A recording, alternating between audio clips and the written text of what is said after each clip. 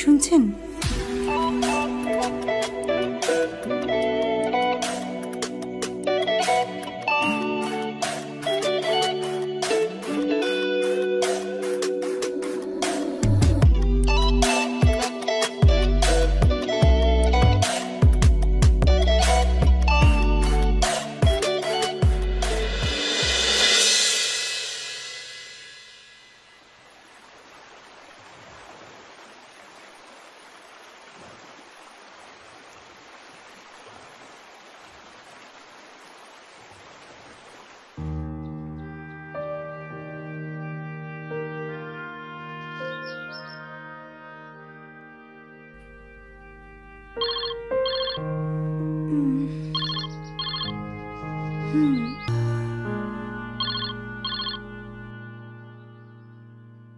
Hello, তুমি কি এখনো ঘুমাচ্ছ? ঘুমোচ্ছি। তুমি এয়ারপোর্ট পৌঁছে গেছো? হ্যাঁ, এই বাগুইহাটি পার করছি, এই মিনিট 2 এর মধ্যে এয়ারপোর্ট পৌঁছাবো। আচ্ছা শোনো, আমি টেবিলে তোমার জন্য ব্রেকফাস্ট বানিয়ে রেখেছি, আর আমি যে অবধি না আসবো তোমাকে রান্না করে আর খেতে হবে না। তোমার ড্রয়ারে টাকা রেখেছি, তুমি কিছু একটা অর্ডার করে নিও, কেমন? আচ্ছা তুমি আমায় কি ভাবো বলো তো? আমি কি রান্না করতে পারি না? প্রতিবার যাওয়ার সময় তুমি এরকম কেন করো? কেন করি তুমি জানো না? জানি তো, কি? যে তুমি তোমার থেকেও আমাকে বেশি ভালোবাসো।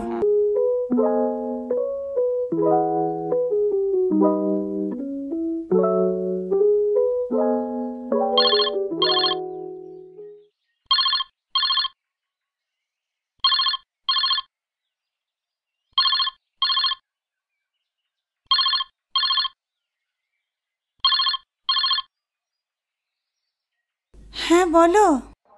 আমার বোর্ডিং হয়ে গেছে, একটু পরেই ফ্লাইট দেবে, তো তুমি কি করছো? এই যে স্নান করে উঠলাম সবে, এবার রেডি হচ্ছি। আচ্ছা শোনো, তুমি ব্রেকফাস্ট করেছো? হ্যাঁ বাবা, একদম ঠিক করে করেছি। আচ্ছা শোনো, তুমি খুব সাবধানে থাকবে, 3 টাইম কিন্তু ফোন করা চাই। আর ফ্লাইট থেকে নেমে কিন্তু আমাকে অবশ্যই ফোন করবে, কেমন? যথা আজ্ঞা দেবী। আর আমি যখন শহরের বাইরে যাই, ফোনে আমার এক কথাগুলো শুনে শুনে অভ্যেস হয়ে গেছে। এখনো তোমার আমাকে নিয়ে চিন্তা? আচ্ছা চিন্তা করবো না বলো? তুমি আর আমার ছেলে রিক ছাড়া কে আছে আমার? ছেলেটাকে পড়াশোনার জন্য বোর্ডিংয়ে পাঠিয়ে দিলে, তুমিও সপ্তাহে সপ্তাহে বাইরে চলে যাও। একবার ভেবে দেখেছো এত বড় ফ্ল্যাটে আমি একা একা কি করে থাকি?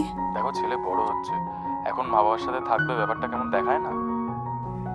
ও, ছেলে বড় হচ্ছে না ছেলের বাবা ছোট হচ্ছে আস্তে আস্তে? শোনো, আমার ফ্লাইটের অ্যানাউন্সমেন্ট হয়ে গেছে, এবার আমি রাখি। হ্যাঁ হ্যাঁ রাখো, কিন্তু রিককে একটা ফোন করে নি। ও রোজ বলে, বাপি একবারও ফোন করে না আমাকে। আচ্ছা ঠিক আছে, করে নেবো, এখন রাখি। শোনো, I love you. I love you two.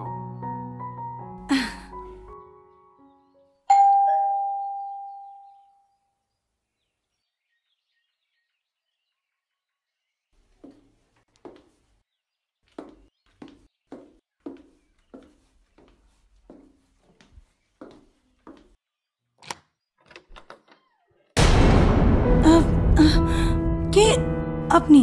আমি সোফিয়া, ভেতরে ঢুকতে দে। সোফিয়া? আমি তো এই নামে কাউকে চিনি না।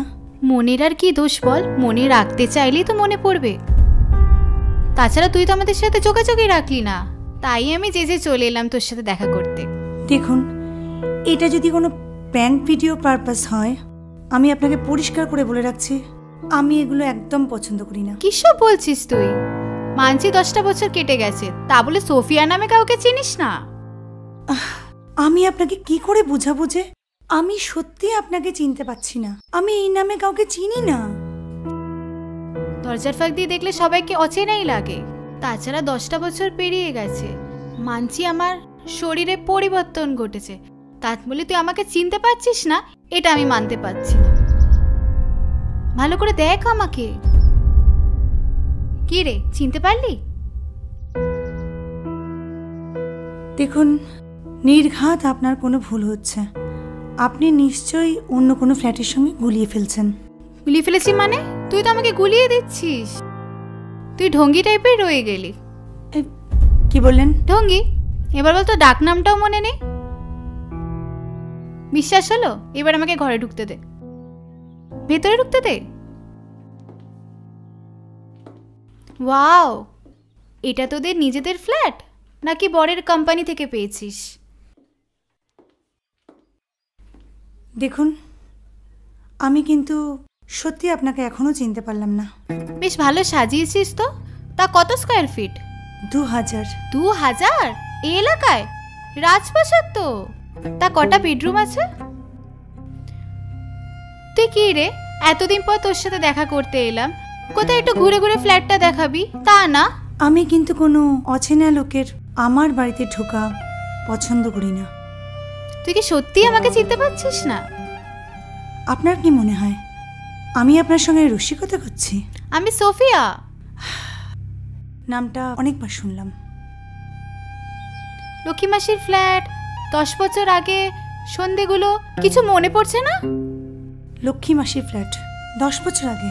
দেখুন, আমি এসব কিচ্ছু বুঝতে পারছি না, আমি এসব কিচ্ছু চিনি না। আপনার যেটা বলার স্পষ্ট করে বলুন। হুম,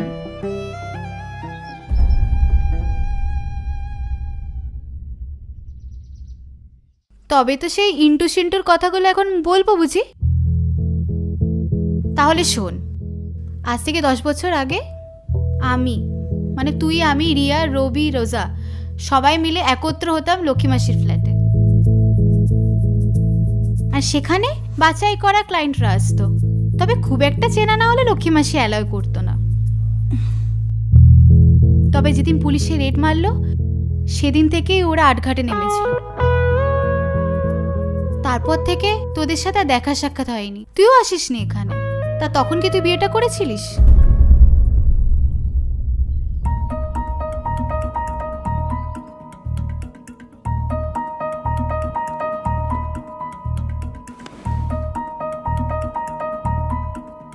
তাহলে আপনি বলতে চাইছেন কোন সাম মাসির ফ্ল্যাটে আমার যাতায়াত ছিল, তাই তো? এই তো মনে পড়ছে।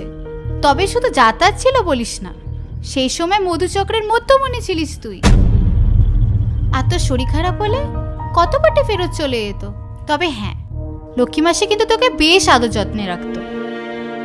তাহলে আপনি বলতে চাইছেন আমি একজন কলকাল ছিলাম, রাইট? আপনার মতো একটা নোংরা মেয়েকে না কিভাবে শায়েস্তা করতে হয় আমার খুব ভালো করে জানা আছে। পুলিশ কর, ডাক পুলিশকে, আমার কোনো অসুবিধা নেই। আমার যে দোকান কাটা, জিজ্ঞেস করিস তো ইন্সপেক্টর রজত ওখানে আছে নাকি? আমাকে বেশ ভালো করে চেনে, সেই সময় ফ্ল্যাটে রেড করতে এসেছিল। পুরনো পাপি তো। কি রে, ফোন করলি না? এক্সকিউজ মি, প্রথমত আপনি আমায় তুই বলা বন্ধ করুন। আচ্ছা, তোর মনে আছে লক্ষ্মী মাসির কোণের ঘরের কথা? তোর পছন্দ মতো করে সাজানো হয়েছিল। তার আগে মিস্টার খান যা খেলাখেলি করছিল তোকে নিয়ে ঘরে, জড়িয়ে ধরে তোর ঠোঁট কামলে হাতে লেগে ফ্লাওয়ার ভাসটা ভেঙে যায়, তোর হাতও কেটে গেছিল, কত রক্ত না বেরিয়েছিল। তোর মনে আছে নতুন কোনো ক্লায়েন্ট আসলে লক্ষ্মী মাসি খুদে খুদে চোখে কেমন ডাকতো, মেয়েরা এদিকে এসো, নতুন ক্লায়েন্টের সাথে আলাপ করিয়ে দি? বল, এটাও তোর মনে পড়ছে না? না, মনে পড়ছে না। আমার কিচ্ছু মনে পড়ছে না, কারণ এসব কোনো কিছুর সঙ্গে আমি যুক্ত ছিলাম না। আর আর আমি এসব বুঝতেই পারছি না যে আপনি আমাকে নিয়ে এসব আষাঢ়ে গল্প কিভাবে বানাচ্ছেন। আষাঢ়ে গল্প? তোর মনে আছে এক হদুল কুতকুতের কথা? কি নাম জানো? হ্যাঁ, গৌতম। কি বিচ্ছিরি দেখতে ছিল, তোর প্রতি পুরো ফিদা ছিল। তোর প্রতি যে টাকা ওড়াতো, কাশ আমার প্রতি টাকাটা ওড়াতো, তাহলে আমার লাইফটাই সেট হয়ে যেত। আপনার কি কি পেলে কি কি হতো সেসব জানার আমার বিন্দু মাত্র ইচ্ছা নেই। আপনি এখন বলুন কি করতে এসেছেন এখানে, প্লিজ। বন্ধু বন্ধুর কাছে আসবে, বন্ধু? তাতে কি রে? কে বন্ধু? কার বন্ধু? আপনি আমার বন্ধু কবে থেকে হলেন? ছাড় তো এসব কথা। তোকে বলি, তোকে কি করে খুঁজে পেলাম। তোদের বিল্ডিং এর পাশে যে শপিং মলটা আছে, একদিন তোকে বেরোতে দেখলাম। প্রথমে বুঝিনি, পরে দেখলাম হ্যাঁ আমাদের ঢঙ্গি বেবিটা। তারপর তোকে ফলো করতে করতে তোদের বিল্ডিং এখানে আসলাম। আজকে সকালে যখন তোকে দেখলাম ব্যালকনিতে ফোন করতে, তারপর আমি এখানে চলে এসেছি। কি রে, তোর বরের সাথে আলাপ করিয়ে দিবি না? 2 দিনের জন্য অফিসের কাজে বাইরে গেছে। বাচ্চা কাচ্চা কটা? আমার একটাই ছেলে, পড়াশোনার জন্য বাইরে আছে। ছেলেকে ছেড়ে থাকতে কষ্ট হয় না? ওর বাবার ইচ্ছা তাই। তোদের ব্যাপার স্যাপারই আলাদা। আর আমার দেখ, পাথর চাপা কপাল। একজনের সাথে ঝুলে গেছিলাম, সেটাও টিকলো না। মাঝখান থেকে 2টো বাচ্চা। তাই ফাঁকা ফ্ল্যাটে পুরনো ঘুটিগুলো নড়ে চড়ে দেখিস। আপনাকে কেন যে এত সহ্য করছি সেটাই বুঝতে পারছি না এতক্ষণ ধরে। আপনি কি যাবেন নাকি আমি সিকিউরিটি ডাকবো? ডাক ডাক তোর সিকিউরিটিকে। আজকে আমি জেনে যে কাল আরও 5টা পাবলিক জানবে। আর এরকম রসালো কথা সত্য না মিথ্যে কেউ যাচাই করেও দেখবে না। যা ডাক তো তোর সিকিউরিটিকে। কি রে, এতদিন বাদে তোর বাড়িতে এলাম, ঠান্ডা গরম তো কিছুই জিজ্ঞেস করলি না। থাক, আমিই নিয়ে নিচ্ছি।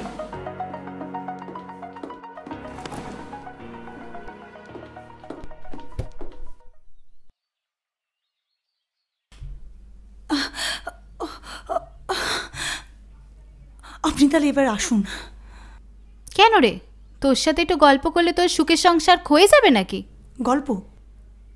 আপনার সঙ্গে গল্প করা মানে তো নোংরা গল্প শোনা। আচ্ছা, আমার ভদ্রতার সুযোগ নিয়ে আপনি আর কি কি করতে চাইছেন বলুন তো? আপনার মতলবটা কি? এই তো এতক্ষণ বা তুই লাইনে এলি। আমার কিছু টাকার দরকার, ধরি 1 লাখ টাকা মতো। আর আমি জানি এই টাকাগুলো দিতে তোর কোনো অসুবিধাই হবে না। আপনি আমাকে তাহলে ব্ল্যাকমেলিং করছেন? দেখ, তোর যেটা ভাবা তুই ভাবতে পারিস, তাতে আমার কিচ্ছু যায় আসে না। তা এতক্ষণ ধরে নাটক করছিলি, কচি খুকি। তোর যে কোনটা আসল রূপ কোনটা নকল রূপ জাগে বাতে। টাকা দিবি? যদি না দিই? দিবি না? আশ্চর্য, আমি তো বুঝতেই পারছি না আপনার এই বাজে কথাগুলো কেন সহ্য করছি। শুনুন, আপনি যে ওই যে নোংরা একটা নাম ধরে ডাকছিলেন না, ঠঙি বলে, নেক্সট টাইম আমাকে ওসব নাম ধরে ডাকবেন না। জানি না বাবা কার সাথে আমাকে এগুলাচ্ছে। বেশ, ডাকবো না। তবে তোকে ছেড়েও দেব না। দরকার পড়লে তোর স্বামীকে তোর অতীতে লীলা খেলার কথা জানাবো। আর গৌতমকেও একদিন ডেকে নেব। শুনেছি গৌতমের কাছে কিছু তোর ফটোজ আছে, ওগুলো দেখলে তোর স্বামী বেশ আনন্দ পাবে। আর এখন যা তোর গ্ল্যামার বেড়েছে, হতে পারে গৌতমে কিছু লাভ হতে পারে। চেষ্টা করে দেখতে পারেন, কোনো লাভ হবে না। আমার স্বামীর না আমার উপরে অগাধ বিশ্বাস আছে। আপনার এই রগরগে বেসলেস গল্পে ওর কোনো ইন্টারেস্ট নেই ম্যাডাম। সেটাই তো মুশকিল। এই 10 বছরে কোন এক ফাঁকে ইনিয়ে মিনিয়ে তোর সব কথা বলে বরকে ঠিক বশ করে রেখেছিস। আমি বলি না, আপনি আমার বাড়িতে ঢোকার সাহস পেয়েছেন, আর অনেকক্ষণ ধরে আপনার এই আষাঢ়ে গল্পগুলো বকবক করে যাচ্ছেন। আমার স্বামী যদি থাকতো না, আপনাকে এতক্ষণ ঘাড় ধাক্কা দিয়ে বার করে দিত। বাবা, এত বিশ্বাস? তোর অতীতে কথা শুনলে এত বিশ্বাস থাকবে? আচ্ছা, টাকা কটা দিলে তোর কি যায় বলতো? আচ্ছা, তো ব্ল্যাকমেলিং করাটাই আপনার কাজ, তাই তো? বিশ্বাস কর, তুই একটা বড় বিপদে পড়ে তোর কাছে এসেছি। আমার 2টো বাচ্চা, ওদেরকে নিয়ে আমি একা থাকি। ছোটটা আবার হার্টের অসুখের জন্য ট্রিটমেন্টে টাকা দরকার। তোর তো অনেক আছে, দে না রে। মনে কর এই টাকাটা দিলে তোর পুরনো কোনো বন্ধুর উপকার হবে। সবার কাছে টাকাটা কি চাওয়া যায় বল?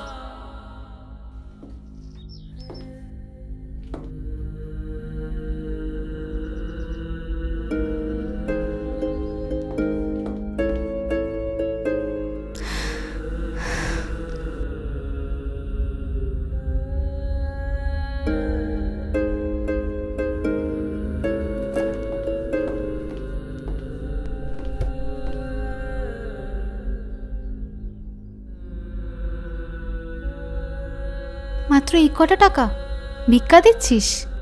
ধরে নিন তাই। বাচ্চার অসুখ বলে যারা রোজগার করে খায় তাদেরকে আমি ঘেন্না করি। এটা একটা ক্রাইম। আপনি ভাববেন না যে আমি আপনার চাপে পড়ে টাকাটা দিয়েছি। মন মিত্র কারুর বেসলেস কথায় ভয় পায় না। আমি তো শুধু দিয়েছি আমার ছেলেটার কথা চিন্তা করে। হস্টেলে একা থাকে, ওকে নিয়ে আমার খুব চিন্তা হয়। একজন মা হিসেবেই টাকাটা আমি দিয়েছি, বুঝতে পেরেছেন? এবার জাস্ট চলে যান আমার ফ্ল্যাট থেকে প্লিজ। ভালো থাকিস, হয়তো আমারই ভুল ছিল। চলি রে।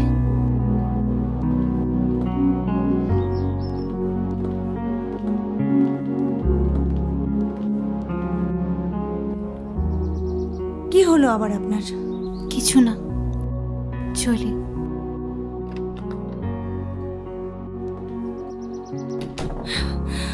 রাব্বিশ, যত সব।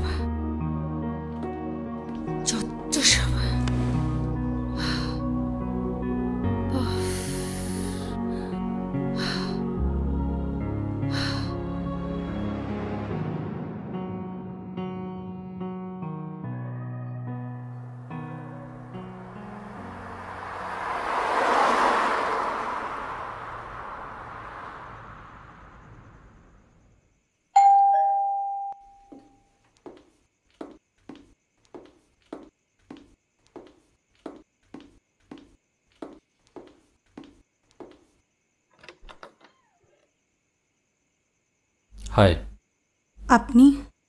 রাহুল। ও, আসুন।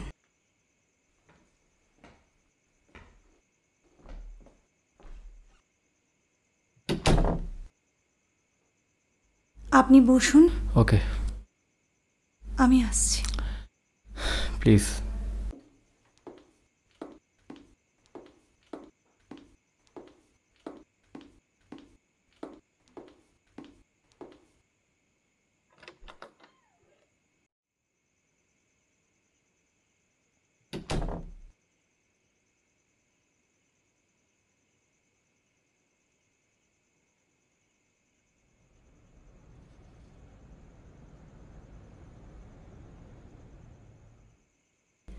শুনছেন?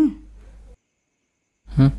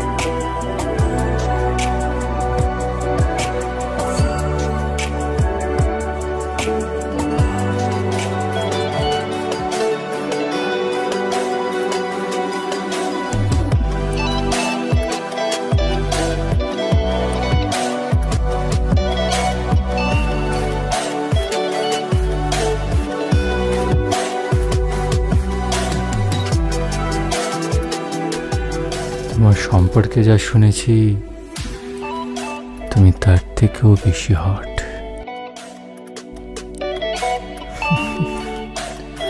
প্রথম দেখায় তোমাকে দেখেই ঘাবড়ে গেছিলাম।